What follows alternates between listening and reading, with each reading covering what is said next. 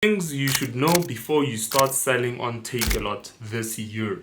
Now, I'll probably won't cover everything you need to know, but I'll cover one of the most important things you need to know before you actually start selling on Takealot. And the first one is avoid low ticket products at all costs. What do I mean by low ticket products? Products that you can't sell for a high amount of money.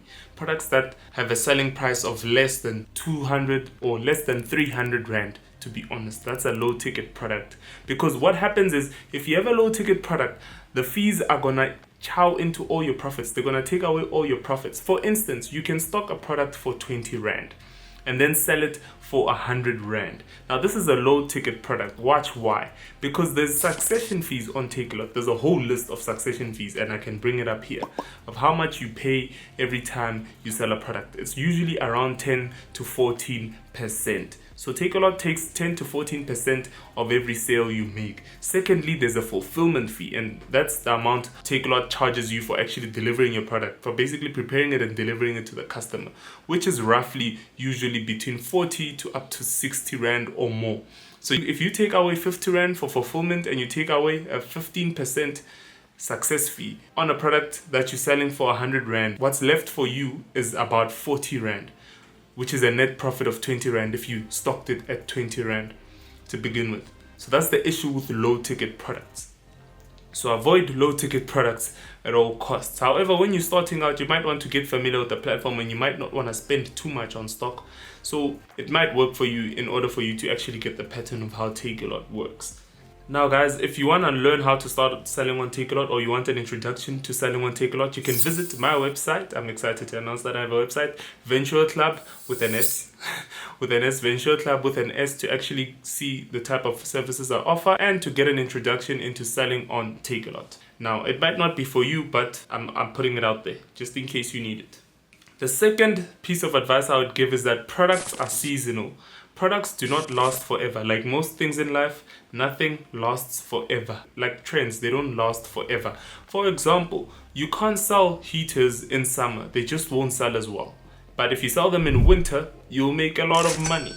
Like slippers. If you sell slippers, closed slippers, in winter, they'll make a lot of money, they'll make a lot of sales. However, if you sell them in summer, they won't make sales. The same way, if I start selling swimming caps in the middle of winter, they probably won't do too well. But the same way, if you start selling Christmas trees during November, December, you're going to make a lot of money. However, come January, no one's going to buy those Christmas trees because it's seasonal. Same way, you can run specials on Easter for gifts and specials in December for gifts because it's Christmas and people like celebrating occasions.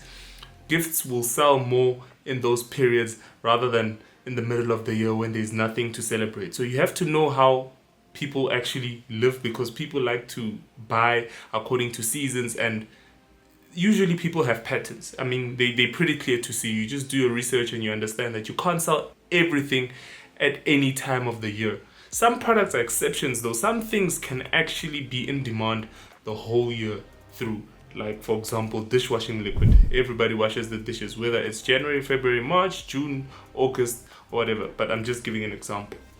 Now, I've gotten a couple of questions of people asking me if you can dropship on Takealot. The closest thing to dropshipping on Takealot is lead time.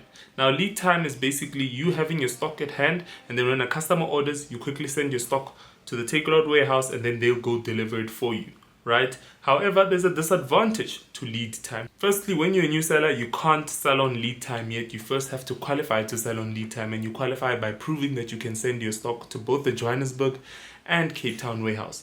Secondly, you don't have an edge over competitors. Customers, when are shopping on Takealot.com, want to see that 3-day delivery. They want to see their products delivered fast, or they want the ability to see that the product is in stock and it will come fast. So if you're doing lead time, if you're selling on lead time, your product won't have the icon that says delivered within 3 days and so forth. So customers might be turned off by the fact that it will take a bit longer for them to get their products.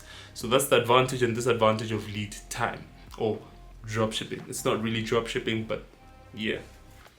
Another piece of advice I'd like to give you is that the funds on Takealot, they used to be paid out every 2 weeks, I believe. That's how I would get paid out. But now they get paid out every Thursday because Takealot has changed their policies. Probably because they see Amazon around the corner.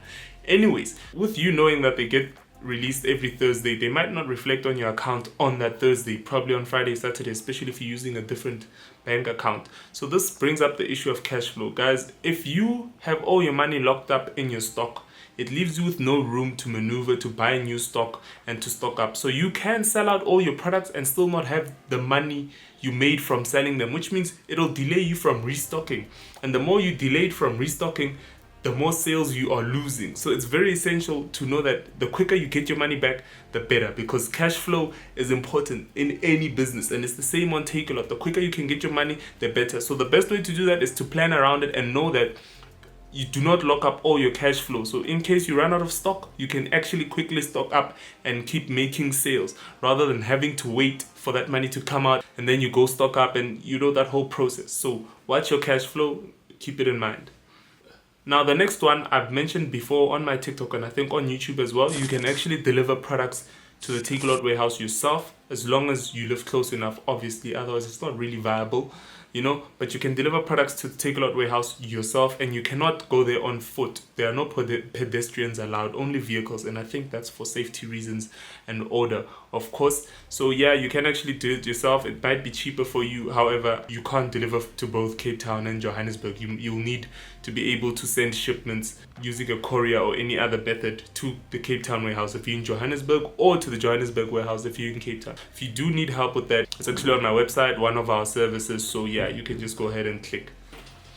The second last one is you should avoid selling fragile products on Takealot. This is because fragile products can easily break during delivery when they are moving it around in the warehouse and so forth. So you're probably going to get a lot of returns because the product might not get there in the correct form or shape as it should have. They might easily break, and if they break, you lose out and you get a lot of returns, which is never a good thing. And lastly, guys, if there was a piece of advice I'd give on trying or starting to sell on Takealot or anything, to be honest, is to try it out for yourself, because that's the best way to learn. You should stop delaying and stop trying to overlearn things and actually try doing something yourself and get it wrong, and then you'll get it right. And yeah, see you on another video.